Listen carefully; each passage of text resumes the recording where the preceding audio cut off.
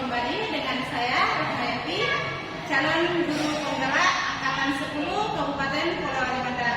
Saya berasal dari IPTD SMA Negeri 1 Tepamo, Kabupaten Polewali Mandar. Kali ini saya tidak sendiri, saya ditemani oleh Ibu Dewi. Beliau adalah guru kimia di IPTD SMA Negeri 1 Tepamo.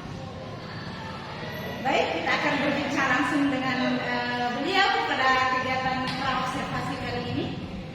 Assalamualaikum Ibu. Waalaikumsalam. Bagaimana kabarnya hari ini? Alhamdulillah baik. Alhamdulillah, masyaallah. Hari ini kita akan mengadakan percakapan praobservasi Bu ya. Jadi mohon di sini Bu ya, kita adakan percakapan praobservasi ya. Silakan. Jadi sebelumnya nanti saya akan amati jalannya proses pembelajaran di kelas dulu, apa yang dilakukan dan atau sebelumnya saya akan melakukan proses supervisi kelas. Nah, adapun tujuan dilakukannya supervisi adalah untuk mengetahui dan juga mengevaluasi jalannya proses pembelajaran yang dilakukan dan kenapa kita hari ini melakukan percakapan praobservasi. Ini sebagai persiapan awal ya Bu ya, sebelum nanti melakukan kegiatan pembelajaran agar lebih siap. Nah, dan lebih percaya diri itu tentunya, sehingga itu bisa memberikan pembelajaran yang terbaik buat murid. Baik Bu ya, ada beberapa pertanyaan yang akan saya sampaikan kepada Ibu. Yang pertama berkaitan dengan tujuan. Kira-kira apa tujuan pembelajaran yang kita Ya, jadi untuk tujuan pembelajarannya, jadi di sini ada 3 yang akan dicapai. Jadi yang pertama itu peserta didik dapat menjelaskan pengertian konsep energi, kalor, sistem dan lingkungan. Kemudian yang kedua, peserta didik dapat menjelaskan perbedaan reaksi eksoteron dan endoteron berdasarkan percobaan. Kemudian yang ketiga, peserta didik dapat menjelaskan perbedaan reaksi eksoteron dan endoteron berdasarkan diagram singkat. Nah, bagaimana dengan area pengembangan yang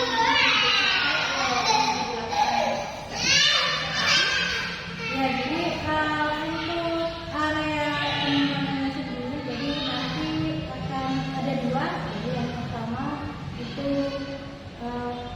pengetahuan. Jadi di sini siswa dapat atau peserta didik dapat berdirinya sendiri.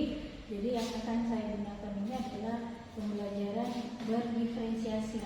Jadi berdasarkan kesiapan siswa yang diintegrasikan dengan pembelajaran sosial dan emosional.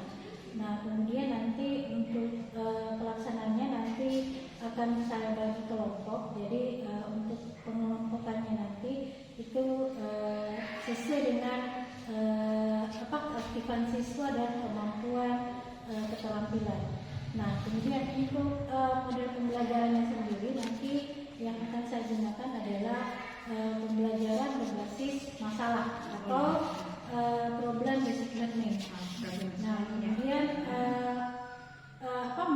metodenya? Jadi metode yang saya akan gunakan itu adalah diskusi, kemudian tanya jawab dan penugasan. Jadi saya rasa seperti itu. Oke, baik Bu ya. Jadi rencana yang Ibu ingin terapkan di kelas itu menggunakan strategi pembelajaran berdiferensiasi, kemudian model pembelajaran problem based learning atau biasa disebut model pembelajaran berbasis masalah, kemudian ada metode yaitu metode diskusi, penugasan dan pembagian kelompok yang tanya jawab. Nah, bagaimana dengan media pembelajaran yang akan Ibu pergunakan di dalam kelas? Ya, jadi untuk medianya sendiri nanti saya menggunakan video, jadi sumbernya dari YouTube, kemudian menggunakan media PPT, dan kalau memungkinkan juga nanti saya menggunakan bahan-bahan yang ada dari di lingkungan sekitar. Oke. Nah, betul-betul dia Masya Allah Ibu akan kontekstual sekali ya Bu ya, karena bahan-bahannya berada di sekitar kita ya. Nah, kira-kira nih Bu ya, Ibu akan melakukan kegiatan pembelajaran tersebut di hari apa, jam berapa, dan waktunya jam berapa Bu? Ya, jadi kalau berdasarkan jadwal itu jadwalnya hari Kamis jam 3.4 di kelas 11 nih. Oke. Nah, jadi nanti hari Kamis depannya Bu ya, di kelas 11 ya, jam ke-34. Ya. Nah, Mas mohon izin Bu, saya di situ akan datang di kelas dulu ya. Nah, saya akan melakukan observasi kelas, saya akan melihat dan juga mencatat hal-hal apa saja yang terjadi di kelas Ibu ya. Nah, nanti setelah Ibu melakukan kegiatan observasi, kita akan melakukan percakapan pasca observasi lagi Bu. Nah, itu nanti kita akan didampingi oleh Ibu pengajar praktik saya dari CGP dari. Assalamualaikum warahmatullahi wabarakatuh. Waalaikumsalam warahmatullahi wabarakatuh. Apa kabar anak-anak? Baik Bu. Jadi untuk hari ini sebelum kita mulai pembelajaran, ketua kelas silahkan pimpin doa dulu. Baik teman-teman, sebelum kita memulai pelajaran hari ini, marilah kita berdoa sesuai kepercayaan dan keyakinan kita masing-masing. Berdoa dimulai. Berdoa selesai. Jadi sebelum ibu mulai pelajaran, ibu absen dulu ya. Siapa yang hadir hari ini nak? Madina. Kenapa dia tak ke sekolah hari ini? Sakit.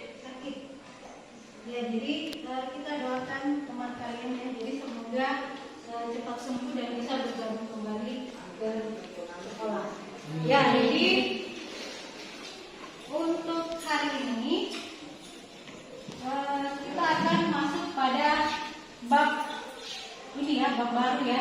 Kalau minggu lalu sudah belajar tentang hidrokarbon ya, tentang hidrokarbon. Nah, jadi untuk hari ini itu kita akan mempelajari tentang termokimia. Nah, sebelum ibu membahas lebih lanjut apa itu termokimia, ada yang sudah belajar atau ada yang sudah mencari apa itu termokimia? Ya, silakan Putri. Termo adalah panas. Ya, termo itu adalah panas ya. Jadi dari bahasanya jadi termo, jadi panas. Ada yang lain? Jadi coba perhatikan ya. Jadi ini ada. Jadi termokimia. Jadi ilmu yang mempelajari tentang hubungan energi kalor dan reaksi kimia. Ya, jadi kita bisa lihat gambarnya ya, Kak ya. Gambar apa? Kemudian gambar apa lagi? Tujuan. Jadi semuanya ini adalah penerapan dari termokimia. Kita fokus dulu pada LPG dan kayu. Biasanya LPG dan kayu ini digunakan untuk apa? Memasak. Ya, jadi digunakan sebagai bahan bakar ya. Nah, ketika kayu atau gas LPG ini dibakar, apa yang terjadi? Ya, jadi dia akan menghasilkan panas. Nah, disinilah terjadi istilahnya adalah perpindahan. Jadi untuk memahami fenomena ini, kita kembali pada hukum kekekalan energi. Apa itu hukum kekekalan energi?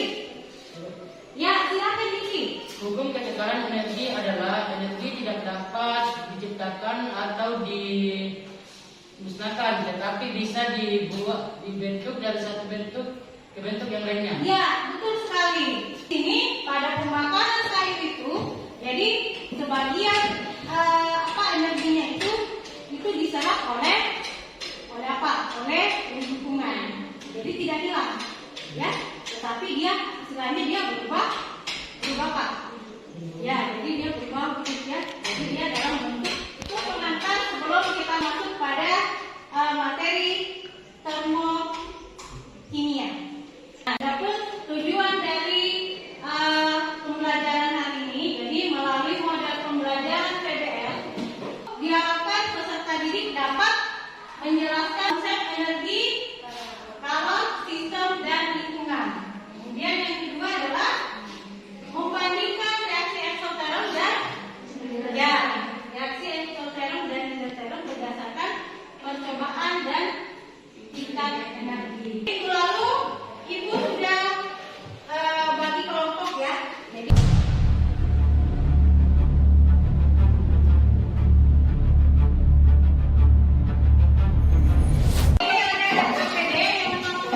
yang membantu kalian untuk menyelesaikan tugas kali ini, kegiatan pembelajaran kali ini. Jadi coba perhatikan LKPD-nya ya. Pada LKPD di situ tertera tujuan pembelajaran yang akan kalian lakukan, kemudian prosedur kerja. Jadi ini ya, jadi ada kegiatan pertama itu kalian mencari literatur mengenai konsep yang ada dalam LKPD. Jadi di situ ada pengertian sistem, lingkungan, kemudian pembedaan reaksi eksoteron dan Coba perhatikan di atas ini. Ini gambar apa? Api unggun. Ya, jadi ini ada gambar api unggun. Kemudian yang gambar kedua ya, jadi di gambar kedua itu adalah proses es meleleh.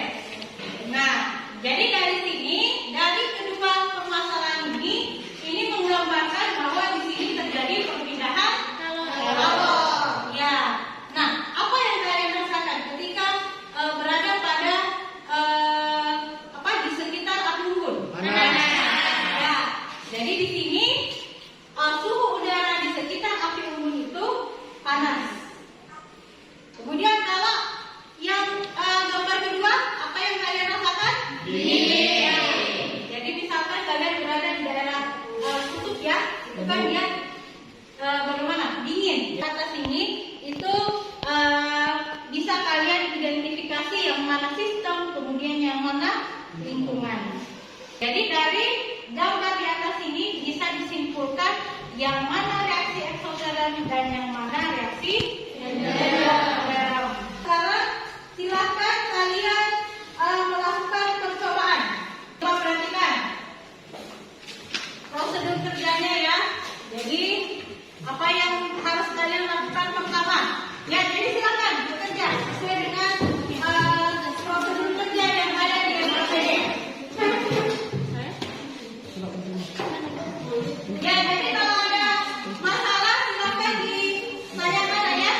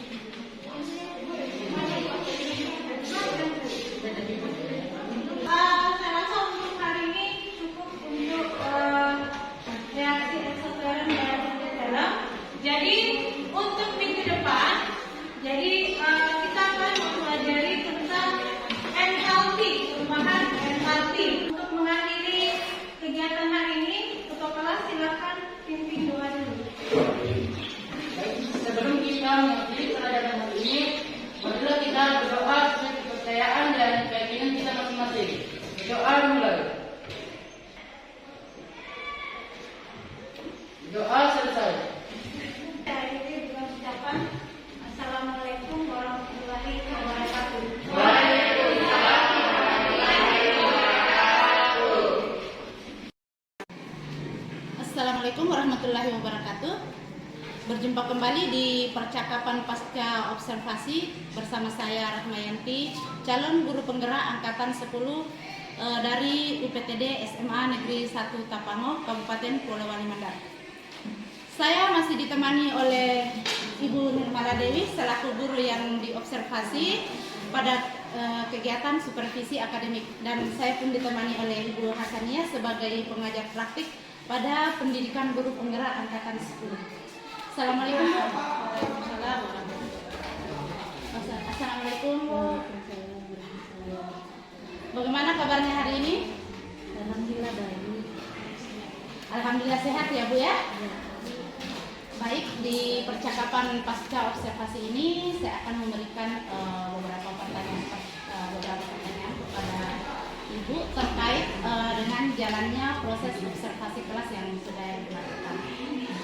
Dengan tujuan untuk mengevaluasi sejauh mana proses pembelajaran yang sudah Ibu lakukan ya.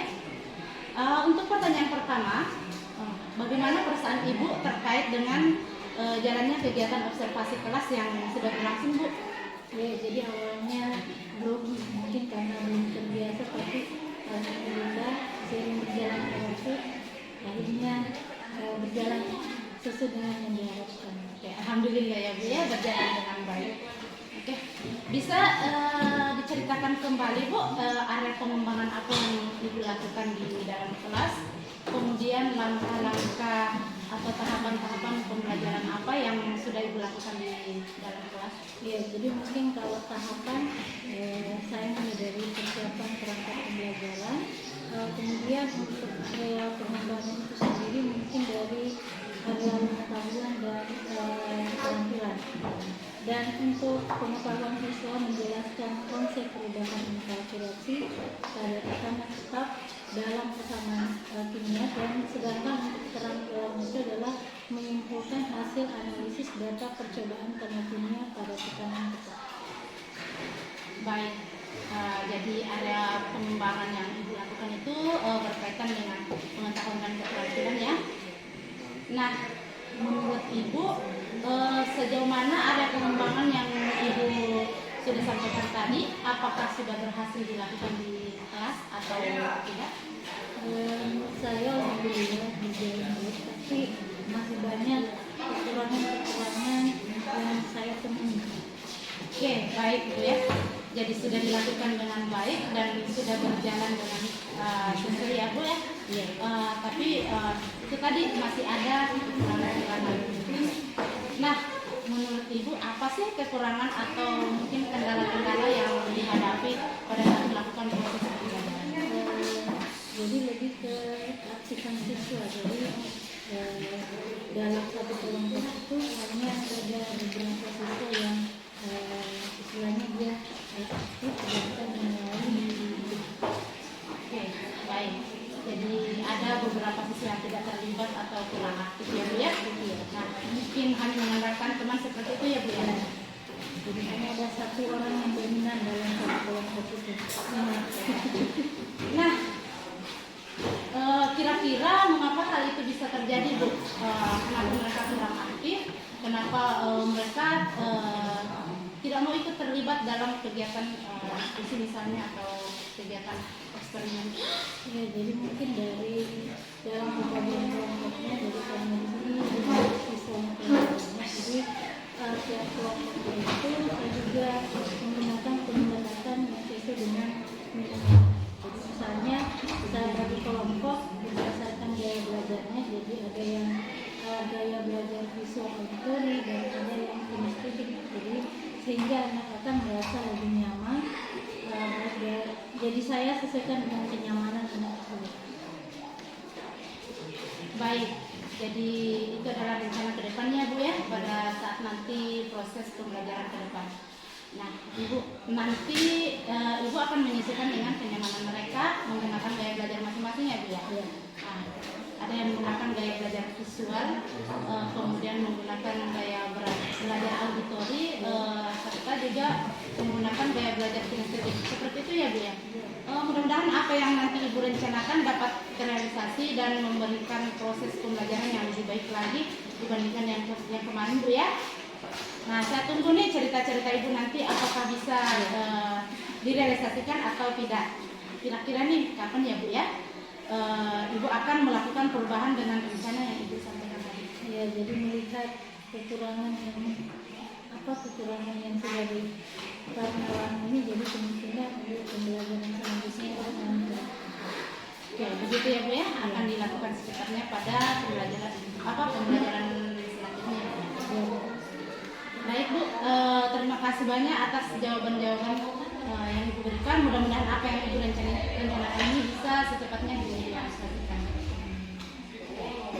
Baik, selanjutnya saya berikan kesempatan kepada Ibu Hasaniyah sebagai pengajar praktek untuk memberikan umpan balik atau tanggapan terkait dengan jalannya kegiatan percakapan pasca observasi atau mungkin kegiatan observasi kelas. Oke, terima kasih kepada Ibu Rahmayanti, Bu Menteri. Jadi dari tahapan kegiatan pasca observasi ini, di mana dari percakapan saya tadi simak memuat 4 dari praktek coaching dilakukan, di mana di awal sudah ada penyampaian tujuan dari percakapan ini. Kemudian yang kedua adanya umpan balik yang positif. Ibu Rahma dan Ibu Sri, Ibu Nirmala. Kemudian yang ketiga sudah ada juga terkait umpan balik dari perencanaan area pengembangan. Di sini tadi saya ada 2 perencanaan pengembangan, ada dari faktor pengetahuan dan keterampilan. Kemudian dalam kegiatan pembelajaran tentunya pasti ada kendala yang seperti tadi dihadapi oleh Ibu Nirmala, di mana ada siswa yang tidak maksimal dalam mengikuti pembelajarannya. Dan di sini Ibu Nirmala juga merencanakan seperti apa sih nanti ke depan kegiatan yang akan dilakukan sehingga siswa tersebut bisa lebih bermotivasi dalam pembelajaran. Jadi dari 4 kriteria termasuk dari rencana aksi tadi itu Ibu Nirmala sudah merencanakan. Nah, untuk tahapan kedepannya akan seperti ini. Mungkin itu dari saya Bu. Semoga kegiatan pembelajaran kita ke depan bisa berdampak lagi positif dari kegiatan kita lakukan selama ini. Oke, sekian dari saya. Assalamualaikum warahmatullahi wabarakatuh. Baik Bu, terima kasih banyak atas umpan balik dan tanggapan-tanggapannya terkait dengan kegiatan percakapan pasca observasi hari ini. Oke. Baik, akhirnya rangkaian kegiatan supervisi akademik sudah selesai. Dimulai dari kegiatan percakapan pra-observasi, kemudian observasi kelas, dan terakhir adalah kegiatan percakapan pasca observasi. Nah, saya ucapkan terima kasih yang sebanyak-banyaknya kepada Ibu Andini Nirmala-Dewi dan Ibu Hasaniyah atas waktu yang telah diselenggarakan untuk kegiatan ini. Dan saya akhiri, Assalamualaikum warahmatullahi wabarakatuh.